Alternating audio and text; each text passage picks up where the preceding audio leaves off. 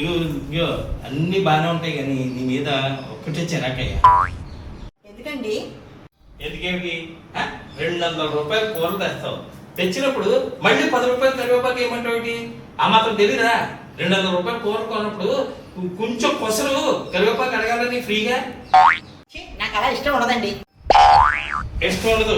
నువ్వేదో పెద్ద మహారాణి, పేరుకే రాణి, అంతేగాని ఊరికే మహారాణిలా ఫీల్ అయిపోయి ఎక్కడికెక్కడ బేరమాడావు. మంచి సరుకు కావాలంటావు, ఎన్ని 100 రూపాయలైనా పెట్టి కొనేస్తావు, అక్కడికి ఏది పట్టించుకోవు. కనీసం వాడిని అరే ఒక 2 రూపాయలు కరివేపాకు ఫ్రీగా వెయ్యవయ్యా నోరారా అడిగితే వాడు ఇస్తాడు. అడగకుండా అమ్మాయినా పెట్టదని వాడు ఎందుకు ఇస్తాడయ్యా? నాకు తిక్కెక్కిపోతూ ఉంటుంది. నీకు తెక్కెక్కితే నాకేంటి? నా దారి నాది. అంతేనా? నీ దగ్గర నచ్చని విషయం ఇంకోటి ఉంది. అరే కేజీ కూరలు కావాలి మనకి అని అనుకున్నప్పుడు ఆ కేజీ బీరకాయలకి మనం ఎన్ని బీరకాయలు పట్టుకెళ్ళాలి వాడి దగ్గరికి తూకానికి? 1.5 కేజీన్నర బీరకాయలు పట్టుకెళ్ళాలి. కానీ ఎన్ని పట్టుకెళ్తావు? 1/2 కేజీ పట్టుకెళ్తావు. 1/2 కేజీ పట్టుకెళ్ళిన తర్వాత వాడి దగ్గర మిగిలిపోయిన ఎండిపోయినా మగ్గిపోయినా కుళ్ళిపోయినా ఆ 2 బీరకాయలు అక్కడ వేసి అలాగా ఆ కేజీకి సరిపెట్టేసి 985 గ్రాములు లేకపోతే 10 కరెక్ట్గా వచ్చేటట్టు చేసి నీకు ఇచ్చేస్తాడు. అవసరమా? నాకు తెలుసు.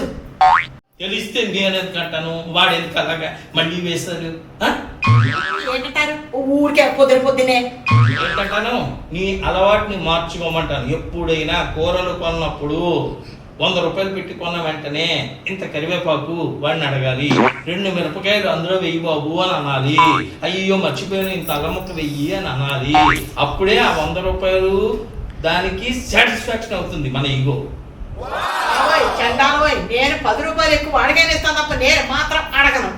అడగవయ్యా, ఎందుకంటే డబ్బులు నీవి కాదు కదా, నావి. ఖర్చు పెట్టే మాత్రం నువ్వు. అంతే ఈ జీవితానికి ఇంతే. అలవాట్లు నేను మార్చుకోను. మీరు మీ టెన్షన్ తగ్గించుకోవడం మీరు మార్చుకోరు. అంతేనా? అంతేనా? మన ఇద్దరిది బాట అంతేనా? అంతేనండి. మీ దారి మీది, నా దారి నాది.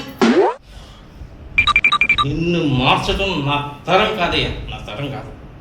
మిమ్మల్ని మార్చడం కూడా నా తరం కాదు. ముందు కూర తీసుకుని లోపల పెట్టండి. యాదవ జీవితం.